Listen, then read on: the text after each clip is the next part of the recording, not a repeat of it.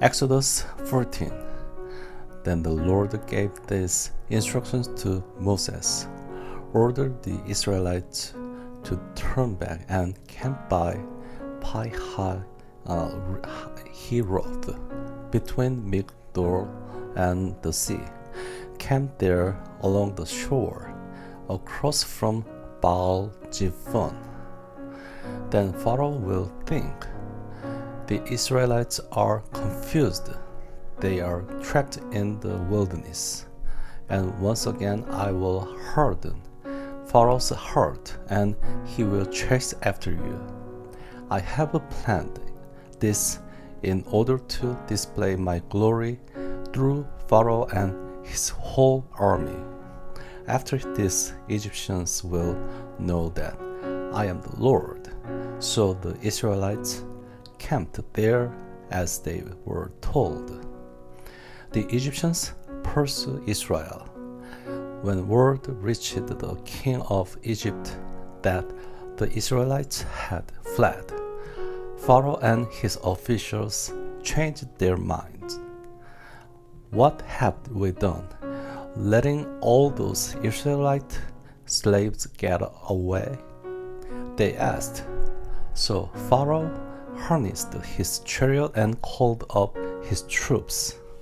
He took with him 600 of Egypt's best chariots, along with the rest of the chariots of Egypt, each with its commander.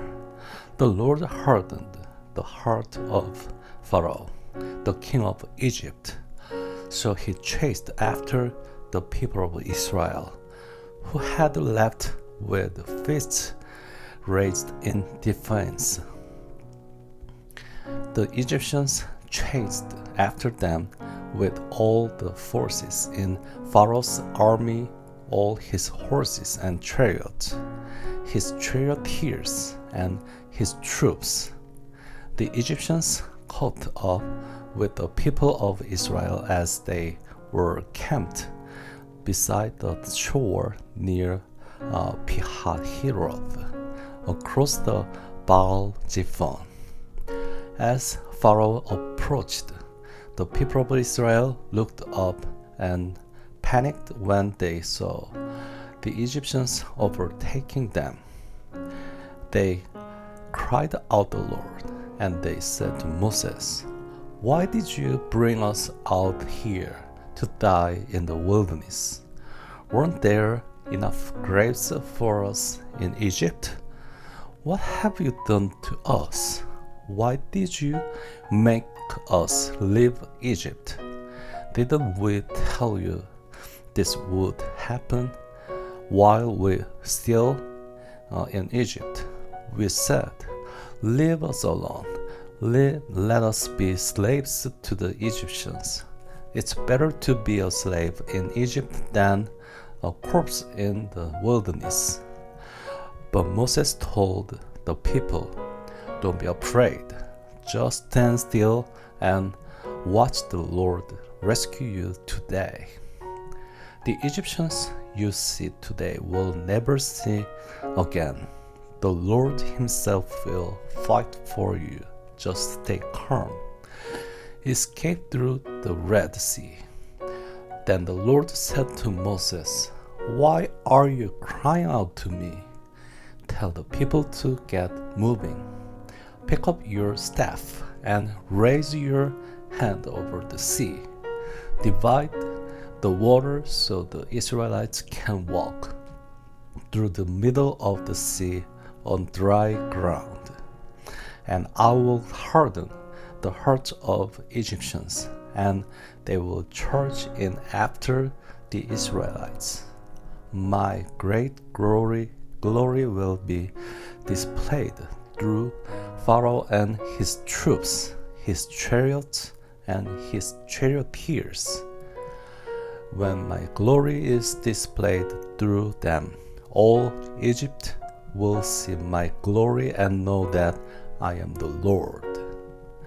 Then the angel of God, who had been leading the people of Israel, moved to the rear of the camp The pillar of cloud also moved from the front and stood behind them. The cloud settled between the Egyptian and Israelite camps.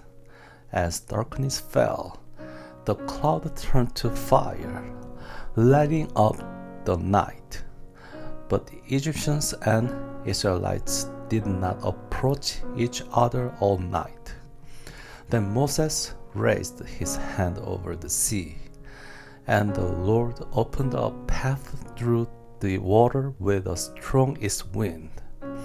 The wind blew all the night, turning the seabed into dry land. So the people of Israel walked through the middle of the sea on the dry ground, with walls of water on each side. Then the Egyptians, all of Pharaoh's horses, chariots, and charioteers, chased them into the middle of the sea. But just before dawn, the Lord looked down on the Egyptian army from the pillar of fire and cloud, and he threw their forces into total confusion. He twisted their chariot wheels, making their chariots difficult to drive. Let's get over here, away from these Israelites. The Egyptians shouted, "The Lord is fighting for them against Egypt." When all the Israelites had reached the other side,